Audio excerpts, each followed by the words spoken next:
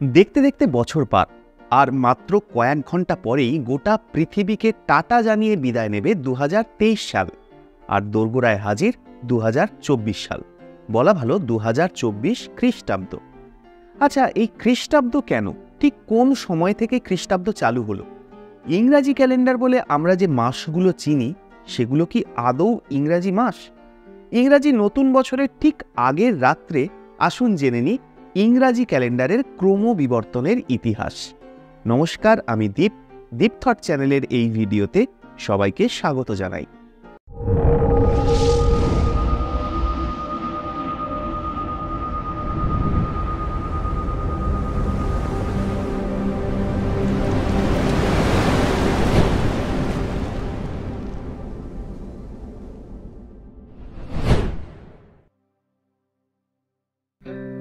প্রথমেই বলে নেওয়া ভালো, আমরা বাড়িতে বাড়িতে যে ইংরাজি ক্যালেন্ডার দেখে দিন নির্ধারণ করি, সেটা কিন্তু আদৌ ইংরেজদের সম্পত্তি নয়। ইতিহাস বলে এই ক্যালেন্ডার কিন্তু রোমানদের পৈতৃক সম্পত্তি। এমনকি ক্যালেন্ডার শব্দটাই এসেছে রোমান শব্দ ক্যালেন্ডাস থেকে। আনুমানিক খ্রিস্টপূর্ব 738 সালে রোমান ক্যালেন্ডার চালু করেছিলেন রোমের প্রথম সম্রাট রমিউলার।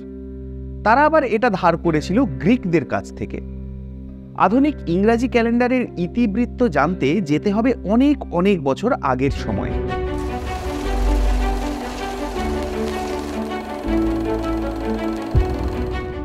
অতি প্রাচীনকালে চাঁদের গতির উপর ভিত্তি করে তৈরি করা হতো দিনপঞ্জি।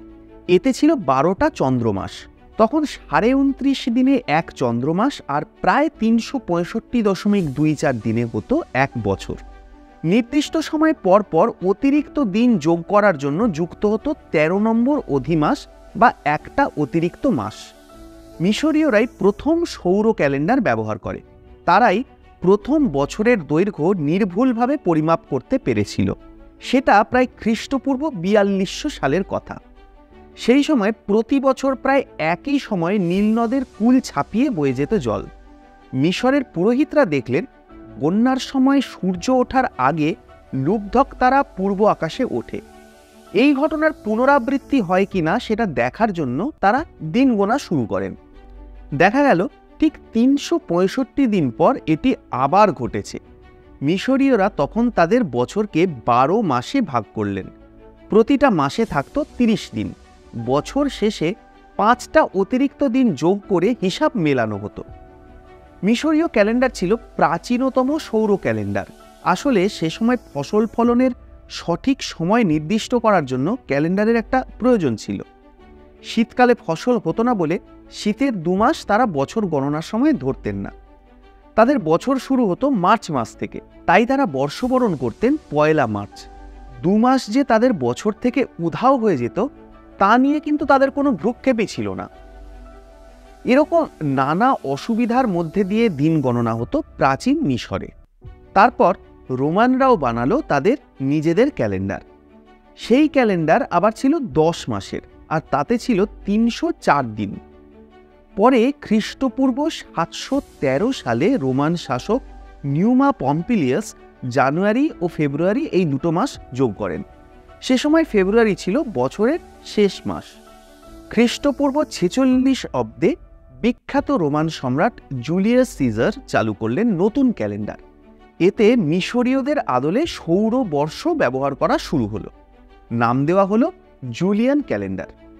এই ক্যালেন্ডারের বছর হতো 365.25 দিনে, এবং প্রতি 4 বছরে একদিন বেড়ে হতো 366 দিন। এই ক্যালেন্ডারই প্রথম সপ্তাহের 7 দিনের নাম দেওয়া হলো। আমরা যে খ্রিস্ট বছর বা খ্রিস্টাব্দ বলি, তার সূচনা হয় আরও পরে।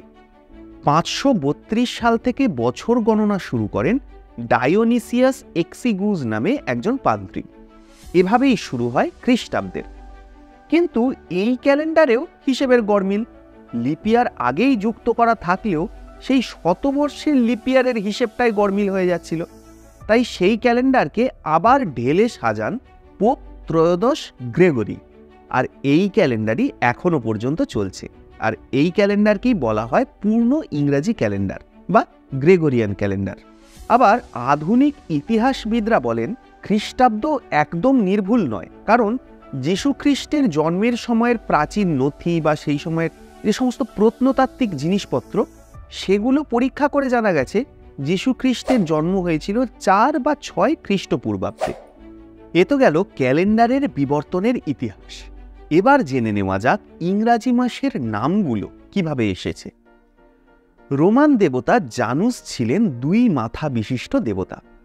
হিন্দু শাস্ত্রে যে কোনো পুজো করার আগে যেমন দারো দেবতা গণেভ্যো নামক বলে দারো দেবতার পুজো করা হয়, তেমনি রোমান পুরাণে জানুসও ছিলেন দ্বার দেবতা বা গড অফ ডোরস।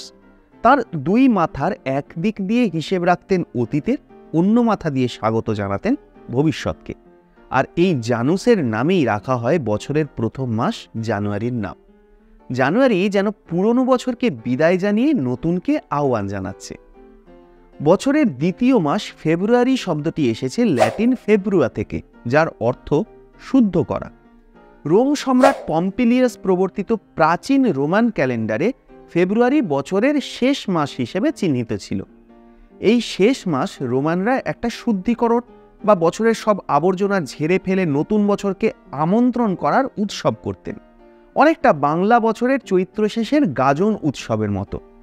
এই শুদ্ধিকরণ উৎসবের নামটা থেকেই মাসটার নাম রাখা হয় ফেব্রুয়ারি।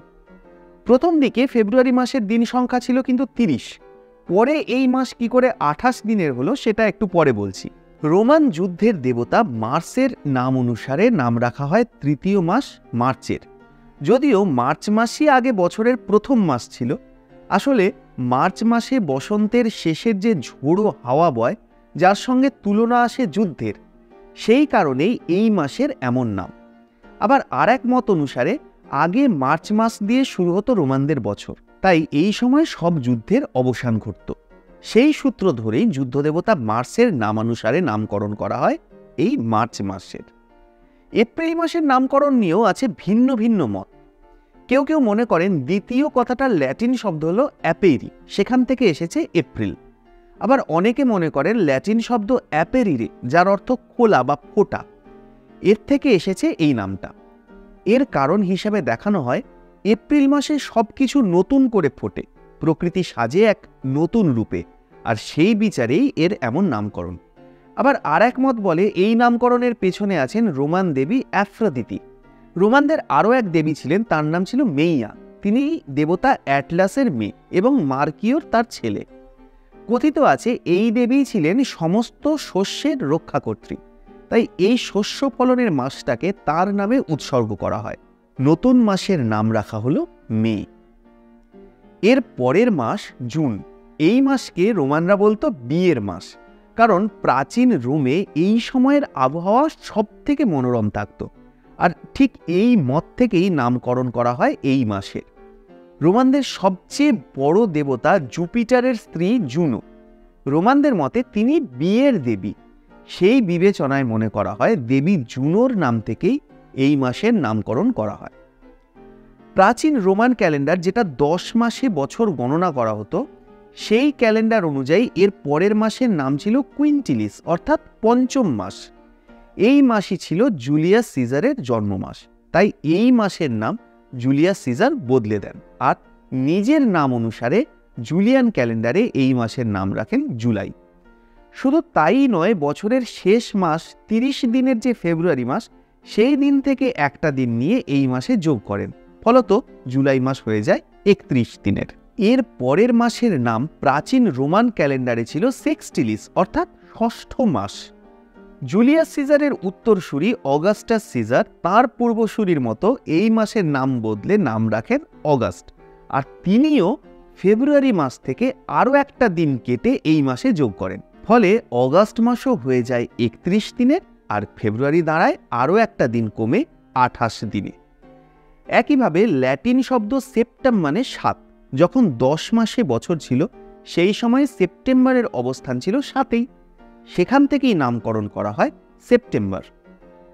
অক্টো শব্দের অর্থ হল অষ্টম। অক্টো শব্দ থেকেই অক্টোবরের নামকরণ করা হয়। এভাবেই নভেম্বর ডিসেম্বরের নামকরণও করা হয়। ল্যাটিন ভাষায় নোভেম মানে 9 এবং ডিসেমের অর্থে 10, কিন্তু ল্যাটিন ভাষার এই দুটো মাসই পরবর্তীকালে 11 এবং 12 মাসে রূপান্তরিত হয়। আর এই ডিসেম্বর মাস থেকেই একটা বছরের সমাপ্তি হয়ে থাকে। এভাবেই একের পর এক পরিবর্তনের পরে আমরা পেয়েছি 12 মাসের এক বছর। কেমন লাগলো ইংরাজি ক্যালেন্ডার নিয়ে আজকের পর্ব? কমেন্ট করে জানাতে ভুলবেন না। আর এরকমই পুরাণ, ইতিহাস, ভূগোল, বিজ্ঞান, সিনেমা, এন্টারটেনমেন্ট দুনিয়ার নানা বিষয়ে অনেক অজানা কথা, অজানা রহস্য জানতে সাবস্ক্রাইব করুন দীপ থট। পাশে থাকা বেল আইকনটা প্রেস করতে ভুলবেন না।